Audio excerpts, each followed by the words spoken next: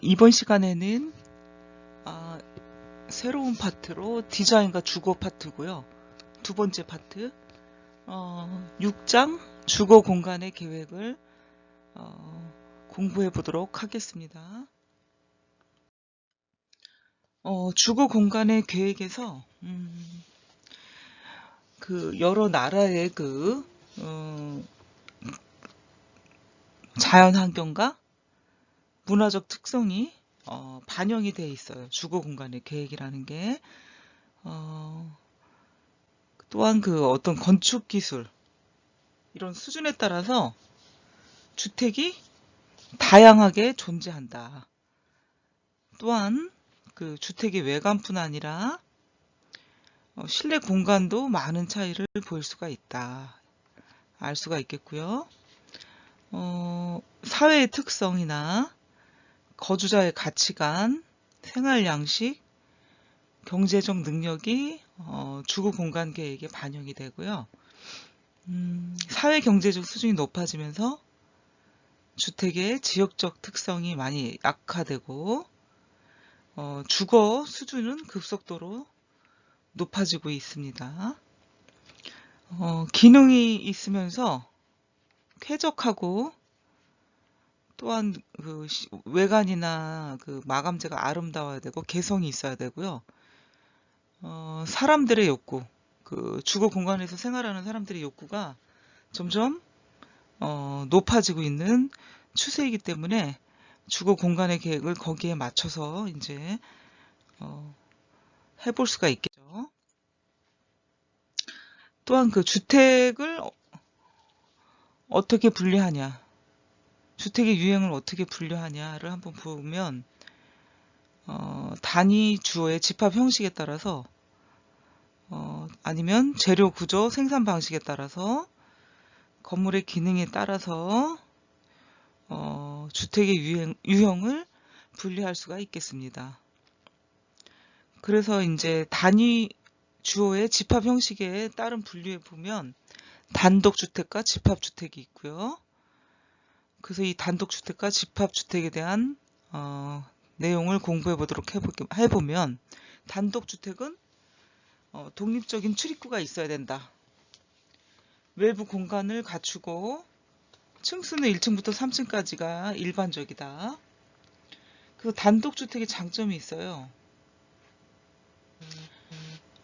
거주자가 어떤 나름대로 개성을 발휘해서 단독주택지의 어떤 계획을 잡을 수가 있고 프라이버시가 보호된다. 확보가 용이하다. 단점은 개별적으로 필지를 구입해서 건축을 해야 된다. 또 유지 관리를 독자적으로 해야 되니까 비용이 많이 들 수밖에 없다. 한 세대와 10세대, 100세대 관리하는 건 이제 비용 차이가 들 수밖에 없겠죠. 나눠서 분담을 해서 비용을 지불해야 하는 것과 단독 세대가 다 모두 지불해야 되는 것과 또 그 차이점이 있기 때문입니다. 대지의 면적을 이용할 때 보면은 효율적이다, 비효율적이다. 효율적이지 못하다 라고 얘기할 수가 있겠습니다. 대지가 한정되어 있다고 얘기를 했었잖아요. 근데 그 대지 위에 달랑 1층에서 3층 아니면 2층 1층 아니면 2층 3층까지밖에 지을 수 없는데 더 많은 가구 세대를 늘릴 수 있도록 지을 수가 있지만 단독은 그렇지 못한 게 단점이다 하는 걸 지금 말하고 있습니다. 판교에 가보시면은 여러분들이 판교에 거주하시는 분도 있고 뭐 분당이나 서울 쪽에 거주하시는 분도 계시지만 판교에 보면 단독주택지가 있어요. 거기에 이렇게 단독주택 지어져 있는 모습을 여러분들이 이제 그림으로 이렇게 볼 수가 있겠죠. 단독주택의 형태가 이런 모습이다 하는 거를 지금 여러 가지 모습 중에 이제 유형 모습 중에 이런 주택이 있다 하는 걸 여러분들이 볼 수가 있겠습니다. 저층형에서는 연립, 듀플렉스 하우스, 로하우스, 테라스 하우스, 파티오 하우스를 봤습니다. 중층형을 보겠습니다. 5층 이하의 다중 집합주택이다. 중층형은 중저층 구분은 엘리베이터 사용의 유무를 기준으로 한다. 저층은 보통 엘리베이터가 없겠죠. 중층으로 이제 사용되는 건 엘리베이터가 있을 확률이 거의 많다고 볼 수가 있겠죠. 그래서 일자형 플랫 한 층에 단위 주어가 한 방향으로 연속해서 배치가 되어 있다. 그래서 채광은 전후 두 측면으로 이제 개방이 되는데, 그 우리나라 아파트 구조를 보면 알 수가 있겠죠. 일자형 플랫. 도시형 빌라 여러 방향으로 이제 배치가 돼가지고 박스형 있고요. 채광이 사방으로 개방이 된다. 도시형 빌라. 삽입형 기존 도시 조직의 빈틈을 이용해 가지고 좁은 대지를 채우게 되는데, 한마디로 그 틈새 주택 같은 거죠. 하나의 단위 주어가 한 층 모두 사용하는 1층에는 공동 출입 현관을 배치한다. 세장형이 있는데 수직으로 길게 그리고 좁게 나타나는 틈새 건물이다. 주로 일본과 유럽에 이런 건물들이 많다고 할 수가 있겠습니다. 중정형이 있어요.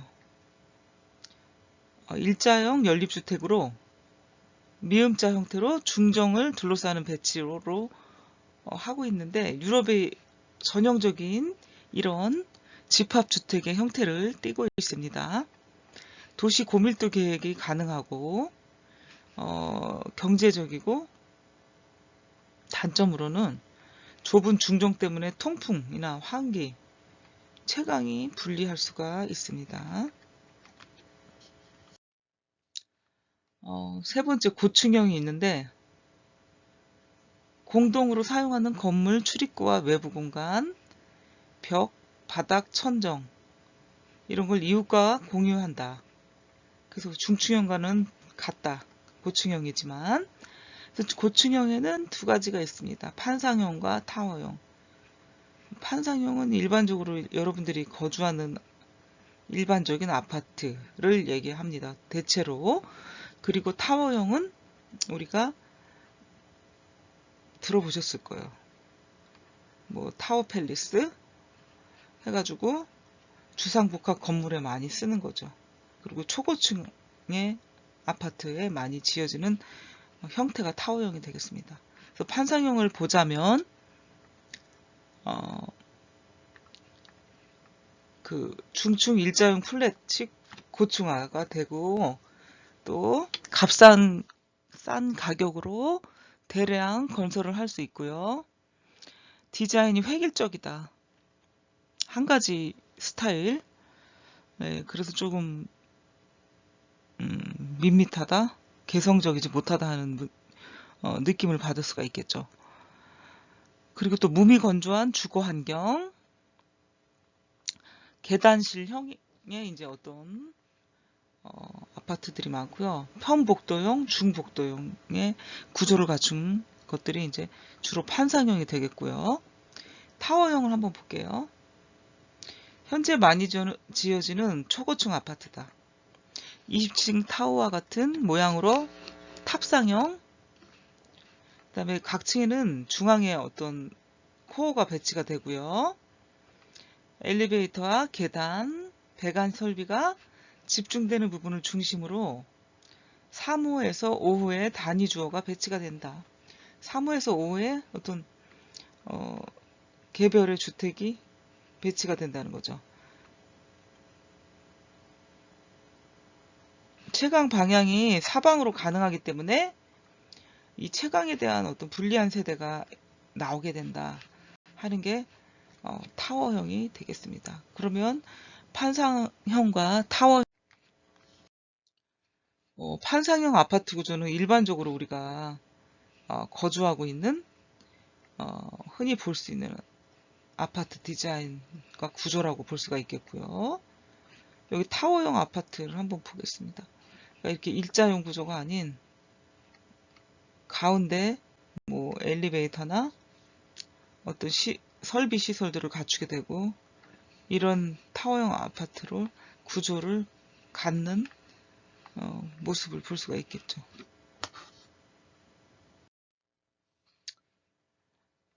그래서 타워형과 판상형을 한번 비교를 해볼 수가 있죠.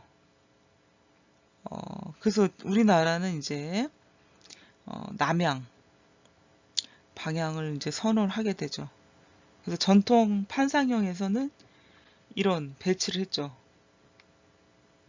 1호, 2호, 3호, 3호 해서 남향 방향을 이제 받을 수 있게 향을 중요하게 생각하기 때문에 이런 평면으로 갔었고, 타워형일 때는 1호, 2호, 3호, 4호. 그래서 이렇게 비스듬히 빛을 받을 수 있고, 뭐 3호, 4호 같은 경우는 또 받지 못하는 경우도 있는데, 여기 2010년 이후에 판상과 타워를 혼합형으로 해서 지은 아파트들은 이렇게 1호, 2호, 3호, 4호가 있는데, 디귿자, 미음자, 뭐 니은자 이렇게 될 수가 있겠죠. 예, 그래서 여기 주거 평면이 어떻게 진화가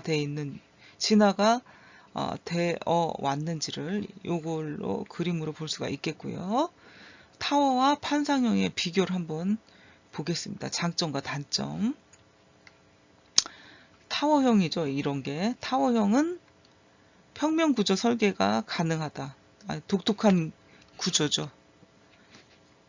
그 다음에 이런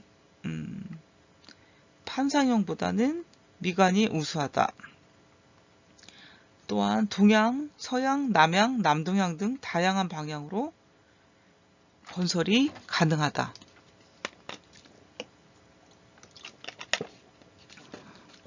라고 볼 수가 있겠고요. 단점을 한번 보도록 하겠습니다. 단점. 정남향으로 정가구를 배치하기가 어렵다. 앞뒤 발코니 설치가 어려워 통풍이 좀 어렵다. 판상형에 비해 분양가가 비싸다. 관리비가 좀 많이 들어가거든요. 그리고 초고층에다가 뭐 여러 가지 이유 때문에 그렇긴 한데, 그래서 우리나라는 전통적으로 향을 중요시 여기고 그거죠. 배산임수, 그 다음에 풍수지리와 관련돼서 향을 중요하게 생각하기 때문에 타워형이 지어지긴 하지만 아직까지도 판상형을 더 선호하고 있는 편이죠. 일반적으로. 그리고 판상형이 많기도 하고요. 그래서 판상형을 한번 또 보도록 하겠습니다. 장점과 단점.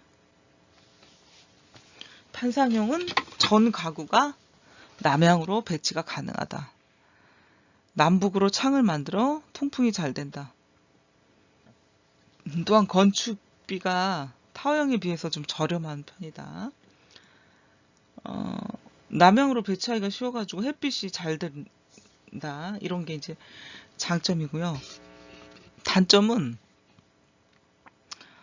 획일적인 건물 외관 때문에 좀 단조롭다는 생각을 하게 되고요. 조망권 확보가 어려움이 좀 있다. 동과 거리에 의해 가지고 일조권이 크게 좌우가 된다. 동과 동 사이 거리가 얼마나 많이 띄어져 있느냐에 따라 일조권을 받을 수도 있고 덜 받을 수도 있고 못 받을 수도 있다. 뭐 이런 것들이 좌우가 되겠죠. 또한 단지 내 소음이나 환기가 잘 안 된다. 뭐 이런 것들이 나오고 있습니다. 판상형과 타워형의 장단점을 비교해 보도록 했습니다. 그래서 여기 옆에 보시면 판상형과 타워형을 한눈에 비교해 볼 수 있는 내용들이 나오죠. 구조와 특징, 장점, 단점, 선호도 이런 게 있어요.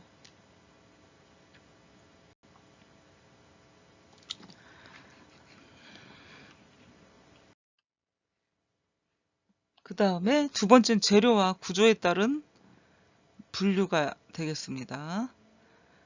재료와 구조에 따른 분류는 재료와 구조가 어떤 거냐에 따라서 주택을 구분해 분류할 수가 있다고 얘기를 할 수가 있는데, 목조 주택이 있죠. 목조 가구식 주택, 석조, 돌로 한 거, 그 다음 벽돌조, 철근, 콘크리트 주택, 이렇게 구분해 볼 수가 있는데, 재료와 구조 포함 유형의 주택 유형 구분 시에는 목조 가구식, 철골조 가구식, 벽돌 조족식, 석재 조족식, 프리캐스트 콘크리트 조립식 해가지고 5가지가 있는데, 이 재료 구조 포함 주택 유형을 한번 보면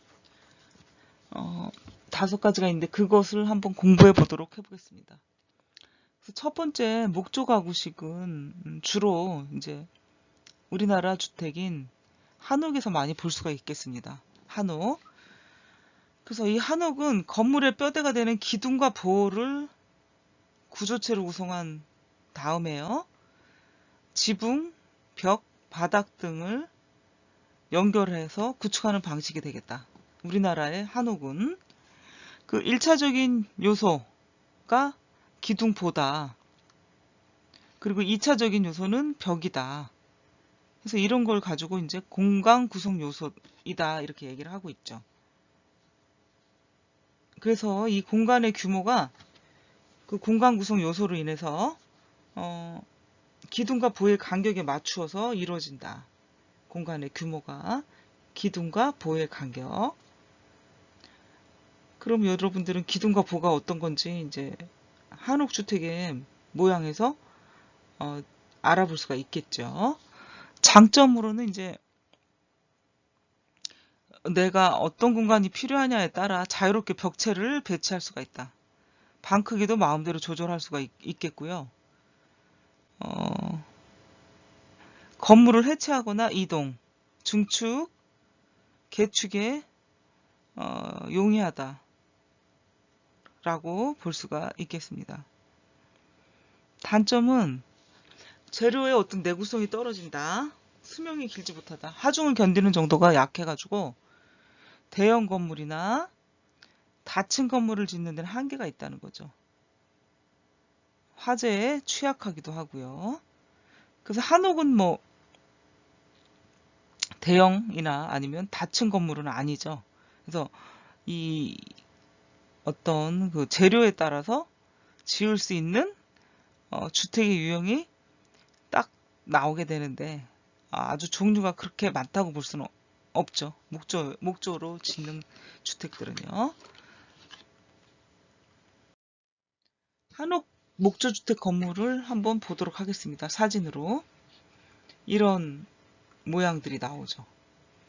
아름답죠. 여기 밤에 불을 켜놓은 걸 보니까 마당의 나무들과 여기 잔디, 참 아름답고 멋있네요.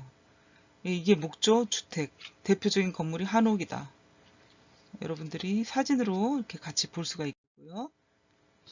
두 번째는 벽돌, 블록 석조 조족식의 어떤 재료로 본 주택 유형인데,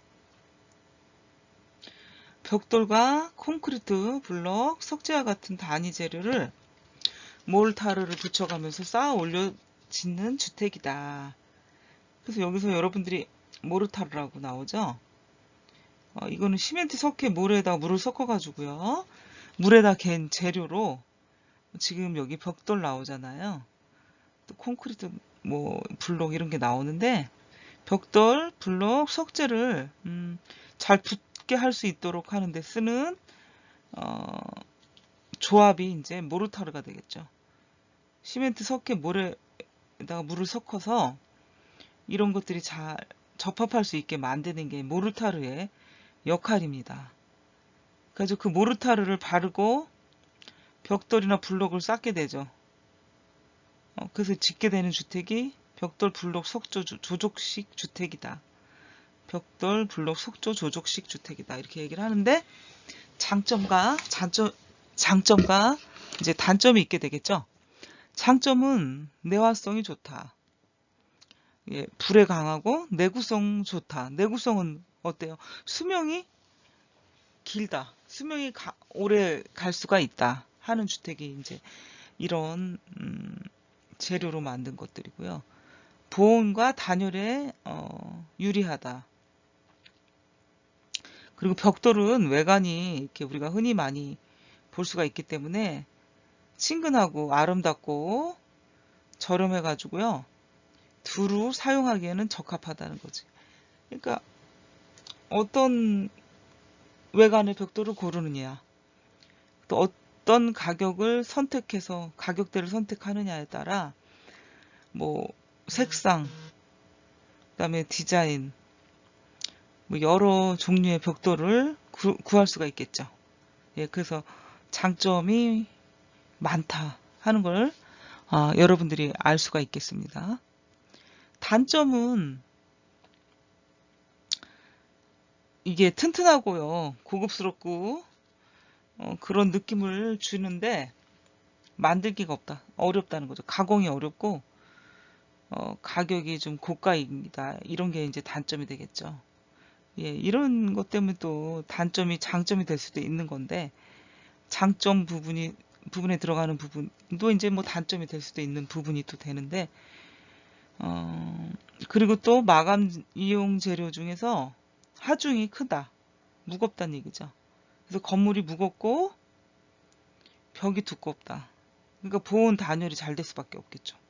단점이 장점이 될 수가 있는데 또한 수평적 충격에 약해가지고요. 지진이 일어난 지역에서는 사용할 수가 없다 하는 게 이제 단점이 되겠습니다. 여기 벽돌 주택을 한번 조적 벽돌 주택을 한번 지어진 주택을 보도록 하면 이렇게 또 외관이 아름답죠.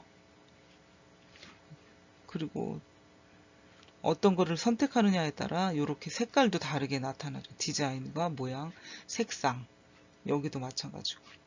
그래서 여러분들이 뭐 우리나라에서 뿐만 아니라 외국에서도 이렇게 지어진 건물들을 볼 수가 있겠습니다.